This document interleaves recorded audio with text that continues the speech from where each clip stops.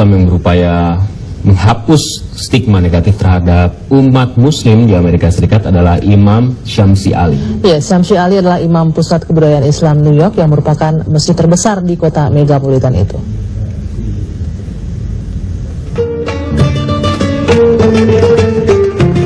Selain Imam Masjid New York, Syamsi Ali juga menjabat Dewan Penasehat Organisasi Antaragama termasuk Pusat Tannenbaum dan Federasi untuk Perdamaian Timur Tengah. Di tengah komunitas Muslim Indonesia di Amerika Utara, Imam Ali adalah sosok yang terkenal. Di tengah komunitas antaragama, Imam Ali adalah cerminan agama Islam. Dirinya tak ragu berceramah di gereja, sinagog, dan lembaga lain demi perdamaian dan kerukunan beragama. Bahkan Imam Ali ikut mendampingi mantan Presiden George W. Bush mengunjungi Ground Zero beberapa hari setelah 11 September 2001. Dirinya juga berulang kali diundang ke Gedung Putih dan Forum PBB dalam diskusi antar umat beragama. Pada tahun 2009, Imam Ali terpilih sebagai satu dari 500 muslim paling berpengaruh di dunia oleh Royal Islamic Strategic Studies Center di Yordania dan Universitas Georgetown. Yang sangat menarik, Syamsi Ali adalah warga asli Indonesia, lahir dan dibesarkan di Bulukumba, Sulawesi Selatan. Suhaib Ar-Rumi, Salman Al-Farisi, Ammar bin Yasir, demikian seterusnya. Islam adalah alternatif penyelesaian diskriminasi dan rasisme di Amerika Serikat. Karena terus terang saja Bapak dan Ibu sekalian, saya baru 2 hari yang lalu ada seminar di Jakarta, dihadiri oleh Dubes Amerika. Saya memberikan statement hal yang sama. Ya tentu dengan cara penyampaian, substansinya sama, cara penyampaiannya beda. Karena ini penting, kepada siapa kita ngomong kan? Ini orang Islam kadang ngomong, kadang pakai bulldozer dia. Main bulldozer dia. Dia ngomong kepada ahli ekonomi, ngomongnya masalah kimia, nggak nyambung-nyambung. Jadi saya kalau ngomong kepada Dubes Amerika, ya pakai akalnya dia. Tapi substansinya sama, isinya sama. Saya menyampaikan hal yang sama.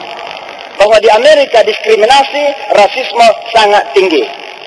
Sampai detik ini, presidennya katanya negro, African American, namanya Barack Hussein Obama, pernah tinggal di Matraman Dalam.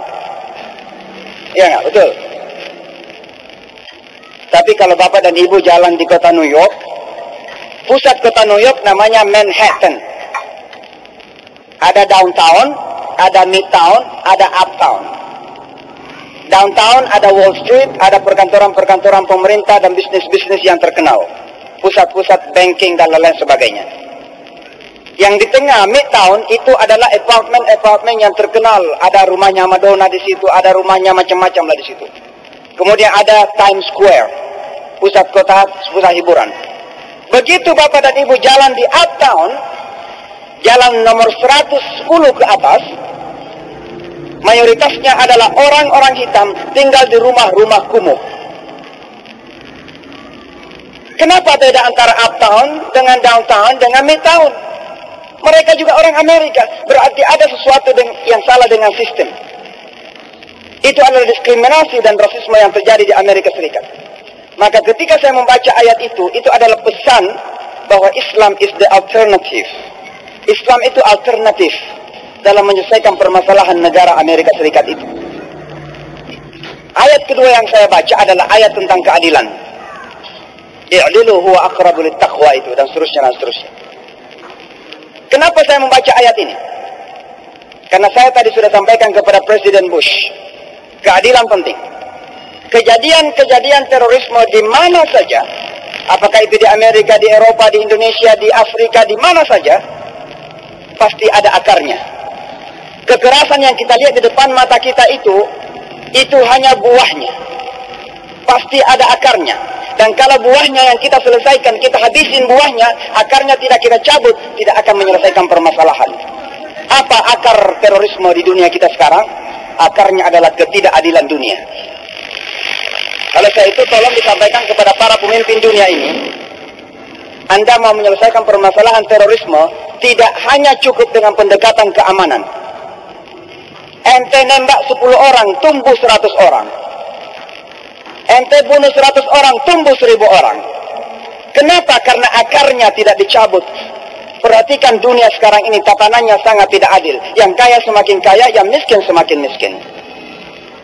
Teman-teman kita di Timur Tengah, bagaimana keadaannya? Itu yang terjadi Bapak dan Ibu sekalian. Singkatnya saya membaca ayat-ayat keadilan.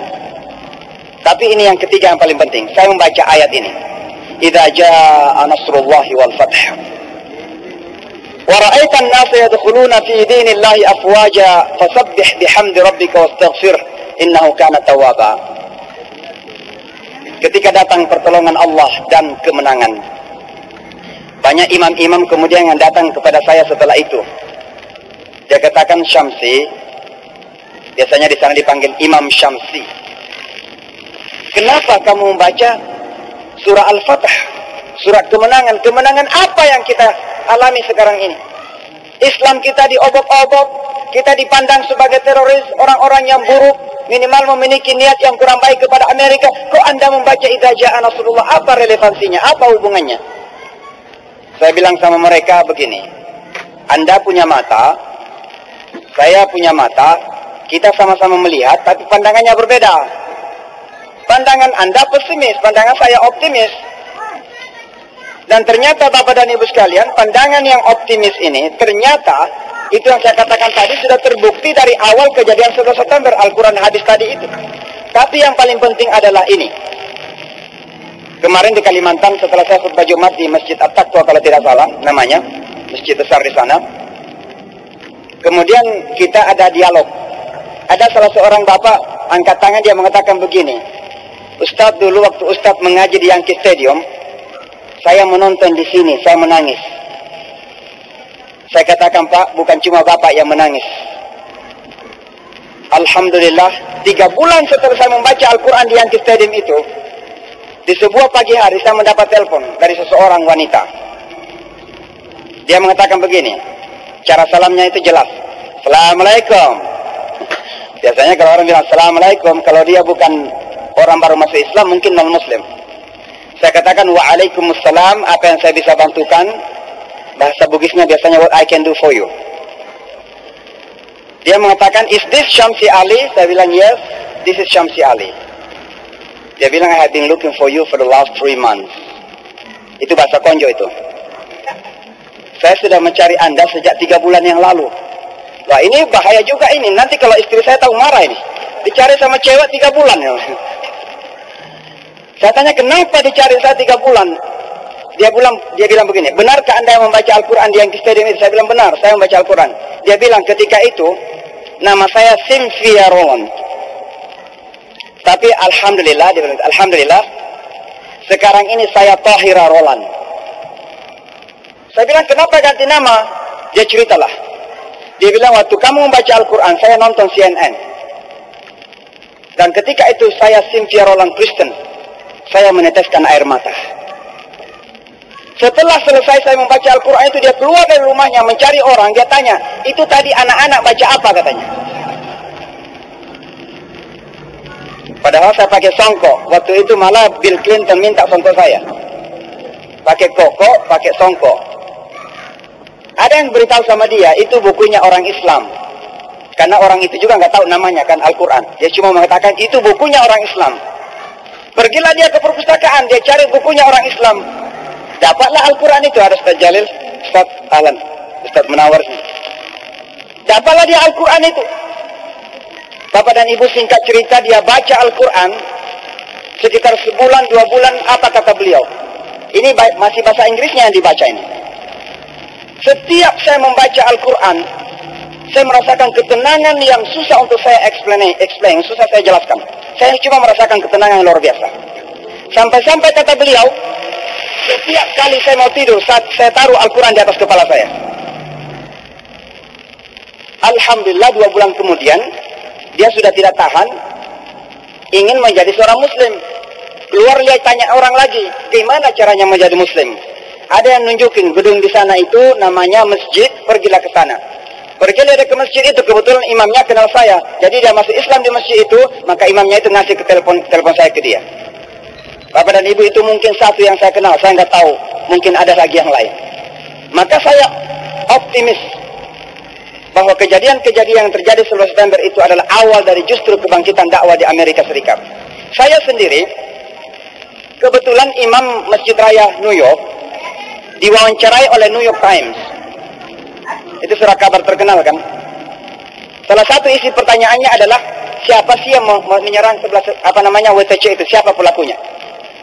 Ya, orang muslim ini kan biasanya refleksi saja. Kita pun kalau ada teman kita nakal-nakal kan, apa kita bilang? Oh, Yahudi loh, kamu gitu. Ah, Yahudi, kamu gitu kan.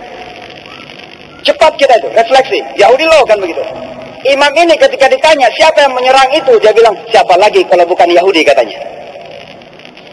Ibu, Bapak, New York itu adalah tempat atau kota yang paling kuat Yahudinya di dunia, kalah Tel Aviv. Tel Aviv itu nggak ada apa-apanya. Uang Tel Aviv itu datang dari New York. Banker-banker Yahudi yang kuat itu ada di kota New York.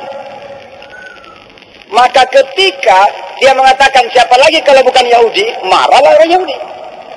Setiap hari Islamic Center demonstrasi. Akhirnya dia nggak tahan, minta maaf dia. Itu guru besar dari Azhar, sekarang menjadi sekretarisnya Syekh Al-Azhar. Minta maaf dia. Ketika dia minta maaf, orang Islam yang keras-keras mendemo dia. Jadi dia didemo dari sini, didemo dari sini. Akhirnya dia nggak tahan, pulang ke Mesir. Karena dia pulang ke Mesir, sementara selama ini saya sudah lihat mewakili umat Islam dalam berbagai event, dalam berbagai kegiatan.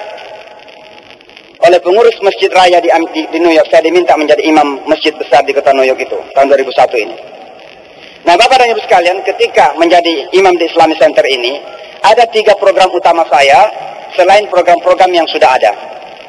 Program utama ini salah satunya adalah, pertama, membangun komunikasi dan hubungan yang baik dengan pemerintah setempat. Masalahnya begini, ada teman-teman kita ini datang ke Amerika Serikat masih memiliki paham seperti ini. Kita mah nggak boleh bekerja sama dengan orang kafir. Ini sudah tinggal di Amerika Serikat, membangun masjid di Amerika Serikat, tapi tidak boleh kerjasama dengan kafir. Ini dilema. Maka ada masjid-masjid yang menjadi rumah-rumah asing di negaranya sendiri. Tidak dikenal. Tetangganya nggak mengenal mereka, pemerintah nggak mengenal mereka, menjadi seperti rumah asing di negaranya sendiri. Maka saya membangun komunikasi dengan pemerintah setempat. Bapak dan Ibu, banyak contoh hasil yang bisa kita sampaikan. Bahwa ternyata itu tidak sia-sia. Kendati memang banyak kritikan. Malah ada yang menulis di internet, saya ini kan terlalu western, terlalu American, terlalu dekat menjadi orang Amerika. Padahal saya ini anak Kajang, nggak mungkin jadi orang Amerika lah. Apa hasilnya? Saya berikan 2 contoh saja. Untuk pertama sekali, dalam sejarah kota New York, di pusat dunia Yahudi ini, sejak tahun 2001 dilakukan buka puasa bersama di rumah resmi kediaman kota New York. Bukan cuma itu, tapi ada perayaan Idul Fitri. Bukan salat di situ, tapi merayakan setelah kita salat di rumah kediaman ibu kota wali kota New York. Itu bukan sesuatu yang terlalu besar. Yang paling nyata adalah sekitar 2 tahun yang lalu, umat Islam di kota New York akan mendirikan masjid tidak jauh dari Ground Zero. Namanya Masjid Ground Zero.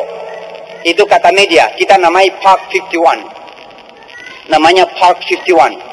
Kenapa Park 51? Jalannya namanya Park Place, nomornya 51. Jadi Park 51. Tapi oleh media dikatakan Ground Zero Mosque. Masjid Ground Zero. Karena nama ini, ada yang menyangka bahwa kita akan mendirikan gedung perayaan kemenangan terhadap Amerika. Umat Islam menang karena serangan itu. Marahlah orang Amerika. Di mana-mana demonstrasi, 70% penduduk kota New York menentang masjid itu. Tapi apa yang terjadi? Wali kotanya yang bernama Michael Bloomberg, orang yang kaya raya itu, Yahudi itu, dengan tegar mendukung pendirian masjid itu. Sampai di bulan Ramadan tahun 2010, kebetulan satu meja dengan saya dalam buka puasa, saya tanya, Mr. Mayor, jadi kalau kita bersahabat di Facebook, kalau ada teman saya di Facebook, ada fotonya sama saya banyak itu. Itu bukan foto palsu ya, memang saya sering ketemu. Jadi kita buka puasa bersama, saya tanya, Mr. Mayor, Anda kan Yahudi? Loh, kenapa kalau saya Yahudi? Anda juga tahu kan, Yahudi kan tidak senang kepada Muslim, dan Muslim juga banyak yang tidak senang kepada Yahudi. Saya bilang, kenapa kamu mendukung masjid itu? Dan yang paling penting, Mr. Mayor, 70% penduduk kota New York yang Anda pimpin itu menentang masjid ini. Masa kamu dengan tegar mendukung masjid itu? Apa kata beliau? Pertama, saya ini sudah mengenal orang Islam minimal 10 tahun. Saya kenal mereka. Mereka orang yang honest, jujur. Tidak ada keraguan. Mereka membangun masjid itu karena mereka memang memerlukan untuk menjadikannya sebagai tempat ibadah. Itu jawaban yang pertama. Tapi jawaban yang kedua yang penting adalah mengatakan begini. Kalaupun saya tidak membela Islam, tidak membela komunitas Muslim, saya harus membela undang-undang negara saya yang menjamin hak semua orang untuk beragama di negeri ini. Itu jawaban seorang Yahudi, wali kota New York, namanya Michael Bloomberg. Kenapa sampai beliau memiliki sikap seperti itu? Itu hasil komunikasi yang kita bangun selama ini.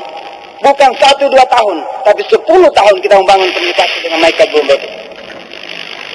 Program kedua yang saya lakukan adalah membangun komunikasi dengan masyarakat non-Muslim lain. Termasuk ketika namanya kita dengar, gatal telinga kita itu, Yahudi itu. Karena kalau kita ini mendengar kata Yahudi, gatal telinga kita. Memang ada permasalahan besar kan? Saya katakan kepada teman-teman Muslim, apalagi di Indonesia, la ilaha illallah kita itu tidak lengkap kalau kita tidak yakin bahwa Palestina harus merdeka. Karena la ilaha illallah itu meminta, require dari kita, menuntut dari kita untuk merdeka. Kalau kita masih melihat ada orang yang terjajah, berarti la ilaha illallah kita belum sempurna. Tapi Bapak dan Ibu sekalian, dalam suasana kami di Amerika Serikat, ada masalah-masalah strategi lain yang perlu kami lakukan. Salah satunya Bapak dan Ibu yang perlu tahu. Kenapa sih orang-orang Amerika, dan khususnya pemerintah, kok mati-matian mendukung Israel itu? Apa rahasianya? Saya mencoba menelusurin, belajar, membaca, meneliti. Saya dapatkan. Salah satunya adalah karena orang-orang Amerika menyangka, dan ini mainan media. Kita juga tahu siapa yang menguasai media. Karena ada mainan media. Orang-orang Amerika menyangka bahwa yang terancam di Timur Tengah itu adalah Israel. Kenapa? Digambarkan bahwa Israel itu adalah rusa, dikelilingi oleh macan-macan Arab. Ada Mesir, ada Jordan, ada Syria, dulu ada Libya, ada Irak. At any moment, kapan saja akan dicaplok dan dihabiskan. Maka mau tidak mau orang-orang Amerika menumbuhkan rasa solidaritas itu. Nah sekarang tantangan bagi kami, dan ini teman-teman harus paham, ini perjuangan tidak ringan ini. Yang terkadang banyak di antara kita yang tidak paham. Tantangan terberat bagi kami adalah bagaimana merubah pola pikir orang Amerika itu. Dan kami yakin, tidak akan berhasil 10 tahun, 20 tahun, bahkan mungkin 50 tahun. Boleh jadi generasi baru kita bisa merubah pola pikir orang Amerika. Tapi Alhamdulillah, dalam waktu yang tidak terlalu lama, Bapak dan Ibu bisa lihat bahwa sudah mulai ada sikap yang berbeda dari presiden yang dulu dan presiden yang sekarang. Barack Obama yang saya katakan lucu itu adalah begini. Baru-baru ini kan Palestina berusaha menjadikan Palestina diakui di PBB. Amerika kan menentang. Malah diveto dia di Dewan Keamanan. Tapi di satu sisi Barack Obama mengunjungi Palestina sebagai kunjungan kenegaraan. Kok negara nggak diakui dikunjungi kenegaraan? Itu aneh itu. Nggak masuk akal. Saya menangkap di sini bahwa Barack Obama sebenarnya kata hatinya mengatakan sudah masanya Palestina diakui sebagai negara yang independen. Cuman untuk membuat kebijakan di Amerika ini ada 3 kekuatan pilar demokrasi yang kata mereka 3 kekuatan demokrasi yang saling seimbang, Kongres, Senat.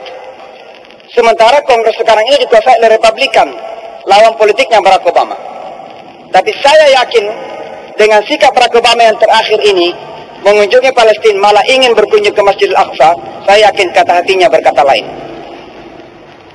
Tantangan kami di dalam negeri adalah bagaimana merombak pola pikir masyarakat umum Amerika Serikat ini. Nah singkat cerita saya membangun komunikasi dengan masyarakat lain. Ibu-ibu, bapak-bapak, ini juga tidak mudah. Dengan agama Kristen agak lebih mudah lah. Tapi dengan Yahudi ini sangat-sangat luar biasanya susah. Saya masih ingat pertama kali saya mau diundang ini ceramah di sinagog. Saya ini biasa dikritik sama teman-teman. Kamu itu ceramahnya lebih banyak di gereja, di sinagog daripada di masjid. Saya bilang kan di masjid sudah banyak syekh yang ceramah. Dari Mesir, dari Pakistan, dari mana-mana. Di sana ada kesempatan untuk kita berceramah. Ketika saya diundang ke sinagog pertama kali, saya kasih tahu kepada teman Mesir, Muslim Mesir, saya akan pergi ceramah di sinagog. Ketawa dia. Dia bilang, kamu serius apa main? Saya bilang serius. Kenapa kamu bertanya seperti itu? Dia katakan kan mereka itu the chosen people, orang yang terpilih, kan umat terpilih. Loh, kenapa saya bilang? Mereka tidak akan menghormati kamu, dia tidak akan buka pintu, pasti akan merendahkan kamu. Saya tersenyum dan bilang sama dia begini. Coba dia buka Al-Quran. Surah Ali Imran ayat 110. Apa bunyinya di situ? Kuntum khaira ummatin ukhrijat linnas. Jadi saya bilang begini, mereka adalah abna'ullahil akhtar, hamba-hamba Allah yang terpilih, the chosen people. Kita adalah umat yang terbaik. Kenapa umat terbaik tidak berani menemui umat yang terpilih? Dalam bahasa Kajangnya biasanya dikatakan, let the best meet the chosen. Datanglah saya ke sinagog itu berceramah. Di akhir ceramah saya itu ada ibu-ibu yang berdiri. Saya ternyata ketahui kemudian, ibu ini adalah ibu dari seorang kongresmen. Sangat terdidik sebenarnya. Tapi bayangkan, coba lihat apa dia katakan. Dia berdiri angkat tangan. Dia bilang, mustahil katanya orang Islam dan orang Yahudi itu bisa damai. Saya bilang, ibu coba lihat ke saya. Kenapa tidak bisa damai? Dia katakan, karena kamu punya madrasah dan di tempat itulah kamu didik anak-anak kamu untuk membunuh kami. Nah ternyata bapak dan ibu yang namanya madrasah di barat itu, khususnya di kalangan Yahudi, dianggap tempat penggemblengan teroris-teroris itu, yang tukang bunuh itu. Saya tersenyum sekali lagi. Saya katakan, Bu, apakah senyuman saya ini kurang indah? Saya bilang. Pertama, saya ini juga tamatan madrasah. Ya ini namanya di pesantren, kan di Indonesia kan pesantren. Saya juga tamatan madrasah. Tapi kan saya di sini bukan untuk membunuh ibu, saya bilang. Saya di sini malah punya etikat yang baik untuk membangun komunikasi dengan masyarakat Yahudi. Lalu saya tanya, dari mana ibu mengambil kesimpulan itu? Dia mengatakan begini, saya menonton sebuah film, dokumenter film. Dan di dalam film itu diceritakan bagaimana di madrasah dididik anak-anak itu menjadi radikal dan khususnya membenci orang-orang Yahudi katanya. Saya ketawa lagi dan saya katakan begini, Bu, sebelum saya ke kota New York, saya juga menonton sebuah film tentang kota New York. Dan di dalam film itu diceritakan bagaimana orang-orang hitam saling menembak di bawah subway, di kereta bawah tanah, saya bilang. Menakutkan, mengerikan. Kalau kesimpulan saya ambil dari itu, saya tidak berani hadir di kota New York hari ini. Alangkah naifnya saya bilang, kalau seorang ibu seperti ibu ini mengambil kesimpulan dari satu film. Tolonglah datang ke masjid saya bilang. Ternyata betul dia datang, diterima sama ibu-ibu dengan ramah. Akhirnya dia datang lagi. Berkali-kali datang ke masjid. Ya tinggal kita tidak tahu ke depan kan. Tapi yang pasti dia berubah gitu. Yang maksud saya adalah bahwa tidak mudah membangun komunikasi dengan masyarakat lain, khususnya Yahudi. Tapi Bapak dan Ibu sekalian, singkat cerita, hasilnya luar biasa. Bagi kami konteks masyarakat Muslim di Amerika, hasilnya luar biasa. Baru-baru ini seorang kongresmen. Ini jam berapa nih Pak? Ya?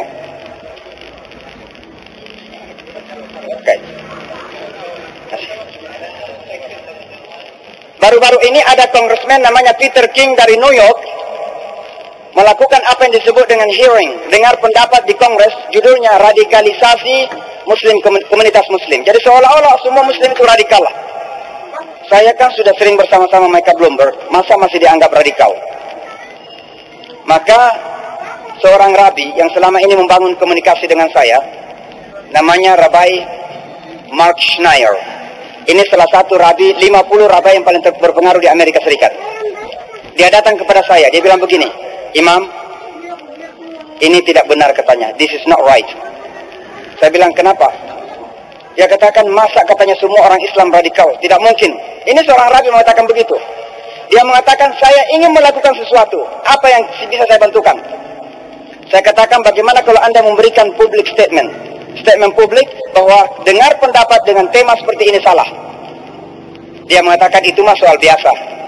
Mari kita melakukan demonstrasi bersama-sama. Maka kita melakukan demonstrasi di Times Square, di pusat kota New York. Orang Yahudi, orang Kristen, orang Buddha, orang Hindu datang semuanya dengan tema apa? Temanya adalah Today I am a Muslim too. Hari ini saya juga Muslim. Orang Yahudi, ratusan orang Yahudi yang datang dalam demonstrasi itu membawa poster, saya juga Muslim hari ini. Untuk memberikan dukungan kepada masyarakat Muslim yang diobok-obok oleh Kongres saat itu. Salah seorang yang datang namanya Russell Simon. Russell Simon itu adalah raja hip hop, penyanyi hip hop. Jadi penyanyi-penyanyi yang terkenal orang hitam, dia yang membesarkan, dia rajanya. Dia mengirim Twitter mengatakan begini, Today I'm a Muslim too. Pengikutnya banyak orang Hollywood. Salah satunya namanya Kim Kardashian. Pernah lihat nggak gambarnya? Oh, ini anak muda tahu semua ini, Kim Kardashian. Kim Kardashian. Kim Kardashian ngirim juga Twitter, Today I'm a Muslim too. Kim Kardashian aja begitu mengatakan Today I'm a Muslim too. Itu karena dari seorang Yahudi, dari seorang Rabi Yahudi yang namanya Mark Schneier tadi itu. Kenapa sampai ada seorang Yahudi yang membela kita ini? Karena komunikasi yang kita bangun selama ini. Bapak dan Ibu, kalau detik ini pergi ke New York, mengambil kereta bawah tanah, akan ada di jendela-jendela atau di apa namanya nih, wall, dinding-dinding, ya,